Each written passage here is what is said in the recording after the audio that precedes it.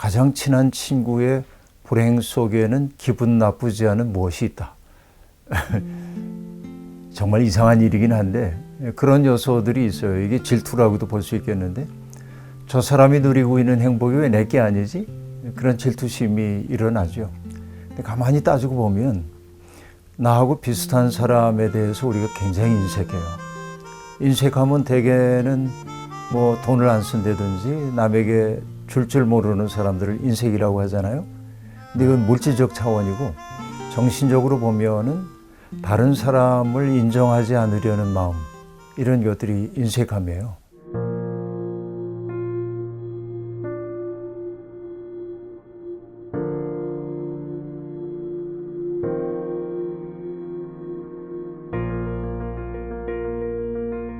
나 같아도 질투날 것 같은데요. 근데 질투날 건덕지가 없는 게 난 집도 없고 아무것도 없기 때문에 사실은 아주 없는 사람은 질투할 것도 없어요. 조금 있기 때문에 질투가 가능하죠. 근데 이제 기독교 역사에서 인간의 아주 기본적인 죄를 얘기할 때 7가지의 죄의 뿌리를 얘기하거든요. 교만으로부터 시작돼서 이제 나중에 탐식 먹는 것까지 이르는 7가지인데 그 가운데 하나가 인색이라는 게 있어요. 인색하면 대개는 뭐 돈을 안 쓴다든지 남에게 줄 모르는 사람들을 인색이라고 하잖아요. 근데 이건 물질적 차원이고 정신적으로 보면은 다른 사람을 인정하지 않으려는 마음, 이런 것들이 인색함이에요. 근데 가만히 따지고 보면 나하고 비슷한 사람에 대해서 우리가 굉장히 인색해요. 나하고 비교할 수도 없이 정신적으로 높다든지 이런 사람에는 우리가 흔쾌히 박수를 보내는데 사실은 친구가 잘 된 거 보면은 그렇게 흔쾌하지 않죠. 임마누엘 칸트가 한 얘기가 있거든요. 가장 친한 친구의 불행 속에는 기분 나쁘지 않은 무엇이 있다.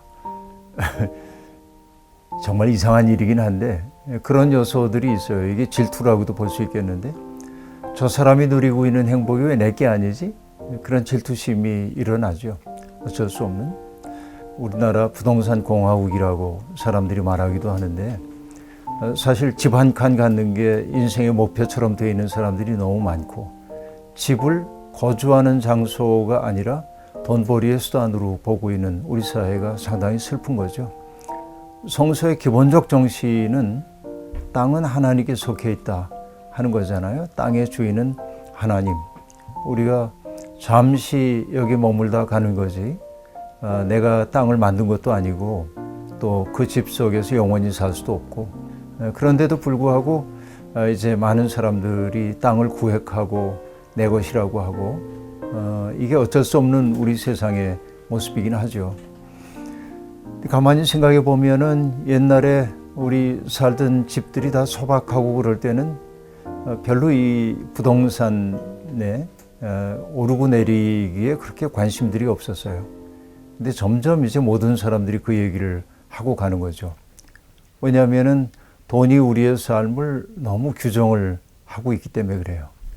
돈 많은 사람들이 행복한 사람이라고 하는 신화 속에 사람들이 모두가 다 빠져 있죠. 그러나 부러워한다고 해서 현실이 바꾼다면 부러워해야죠.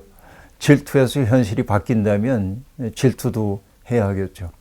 그럴 수 없다고 한다면은 투덜거리기보다는 내 삶을 소중히 여기는 그 사람보다 가진 것은 없지만은 내 삶을 어떻게 아름답게 만들 수 있을까 생각을 하면 돼요.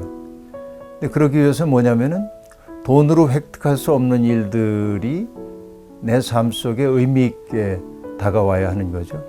푸른 하늘을 바라보면서 참 좋다 하고 말한다든지 또 졸졸 흐르는 시냇물 소리를 들으면서 창조의 리듬을 느낄 수 있다든지 피어나는 꽃 한 송이를 보면서 부활의 시범 보듯 바라볼 수 있는 능력이 내게 있다면 경탄할 수 있는 능력이 있다고 한다면 나의 그 부족함, 주머니가 텅 빈 것 이것이 그렇게 비참하게 느껴지지는 않거든요.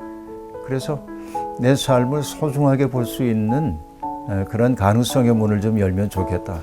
그러나 동시에 우리가 해야 하는 건 뭐냐면 부동산 가격이 올라와서 금방 부자가 되는 이 현실은 고쳐져야 하는 현실이거든요. 왜냐하면 가난한 사람들은 점점 집 마련하기 어렵고 또 젊은이들도 결혼을 해도 도시에 살 수가 없고 집을 장만할 수가 없으니까 이것은 좋은 세상이 분명히 아니죠. 그러니까 우리가 제도적으로라도 이런 세상, 집을 가지고 있는 게 그렇게 자랑스럽지는 않은 여러 채 가진 거지. 그런 세상 만들고 집이 투기의 대상이 아니라 거주하는 공간으로서 인식되도록 하는 일이 무엇보다도 필요한 일이라고 생각합니다. 질문한 분이 부러운 그 마음은 알겠는데 자기의 삶을 잘 살아내도록 노력하는 게 그 부러운 마음에 넘어가지 않는 비결 아닌가 생각되네요.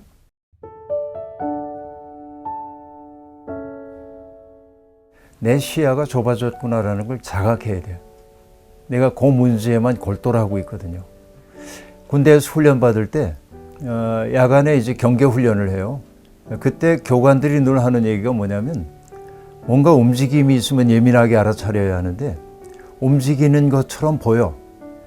그때 열심히 바라보면 틀림없이 그게 움직일 거래. 그게 뭐냐면 환상이 빚어내는 거예요. 근데 그때 어떻게 하라고 얘기하냐면은 잠시 눈길을 딴 데로 뒀다 다시 봐라. 그러니까 내 마음이 뭔가에 골똘하고 있을 때 그게 나를 괴롭힌다 생각하면 잠시 한눈 팔아야 돼.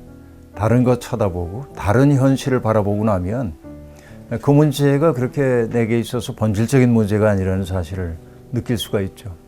근데 눈이 잘 안 돌려지는 게 문제이긴 한데 그래서 중요한 것이 뭐냐면은 아픔의 현장 같은 데도 가보고 내가 도와야 할 사람들이 있을까 자꾸 돌아보면 오히려 내 삶이 너무 사치스러운 거 아닌가 하는 느낌이 들 때도 있죠.